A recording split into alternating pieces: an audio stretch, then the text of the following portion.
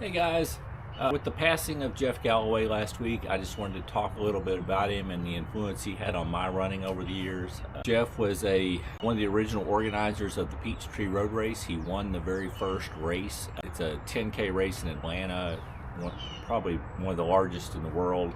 It gets an enormous turnout every year.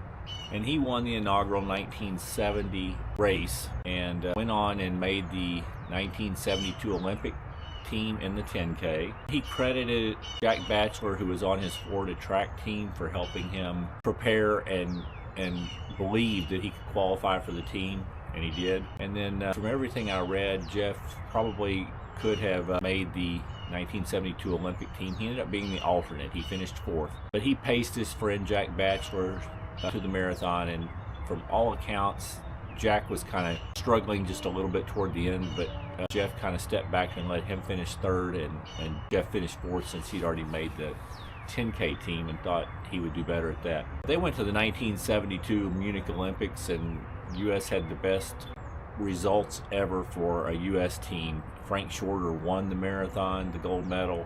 Kenny Moore from the U.S. finished fourth, and Jack Batchelor finished ninth. So they all three Americans were in the top 10, which was pretty amazing. Anyway, Jeff Galloway ran the 10K, and then he went on. He became one of the most dedicated people I've ever seen with our sport. He went on and organized other races. In 1973, he opened a Phidippides running store in Atlanta. That grew to a chain of 35 stores around the country. The chain dwindled over the years. They remained with 2 stores in Atlanta. The final 2 stores closed in 2024, but it was around for 50 years. So anyway, really good history there. Jeff also helped organize some other races, and then in 1984 he wrote his Galloway book of running. I got involved, started running in probably 1988. I bought this book from a local running store in right about that time. You can see there was a sticker price on it of $8.95, but there's also a sticker on it. I paid $9.95.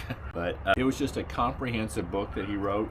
He was definitely, even in this very first book, talking a lot about running slow to run fast. And he would definitely have you he would add a minute or two to your slow, long run paces, and he believed in recovery. And anyway, in this book, he goes into proper form, talks about diet, sickness, and repairing from injury. It was a pretty comprehensive book, and it was my first book on how to train for running. He did not yet have defined that the thing he became most famous for, the run-walk method.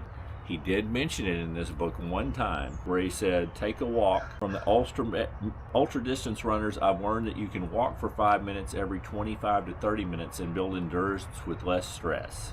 Blood circulates better, which cleans out some of the waste and allows you to run easier for a longer period. The goal is to stay on your feet for the prescribed distance after you've run a few marathons and you have a time of 3:20 or faster.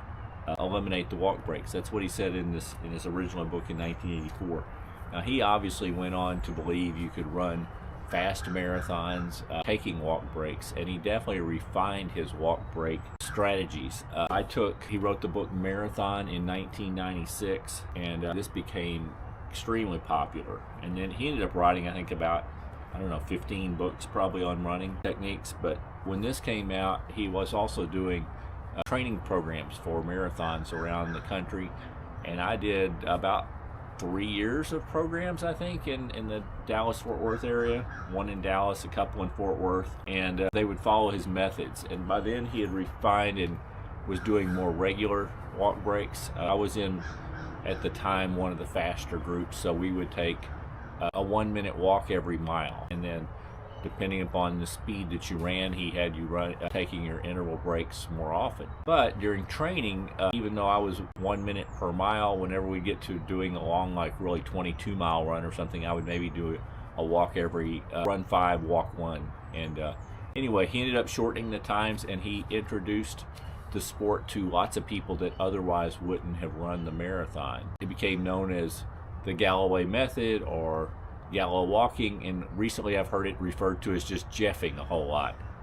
So running and walking. I will say it carried over for me. My first 4 marathons, I tried running all of them just without walking at all. But then I kind of discovered the Galloway method, and I discovered by running that way, my times didn't really change much, but I found that I recovered a whole lot better.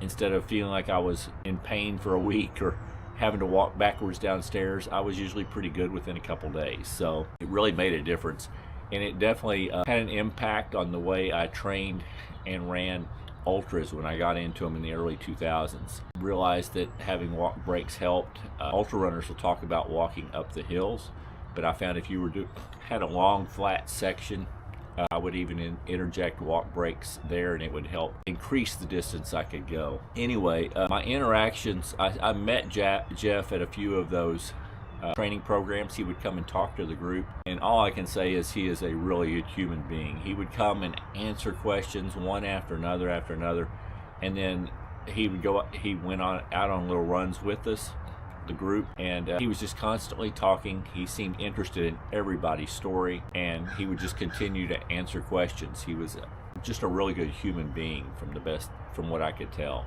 Loved the sport, very passionate. Anyway, of all the things, I would say not only was he a real good runner, obviously he made the Olympic team, he came up with this method which included lots of people.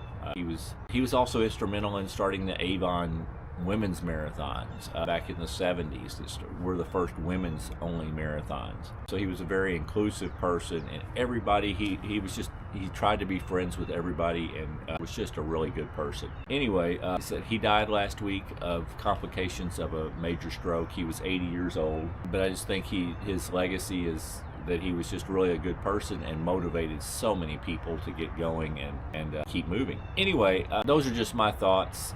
I just thought I would share my thoughts on Jeff Galloway after his passing last week.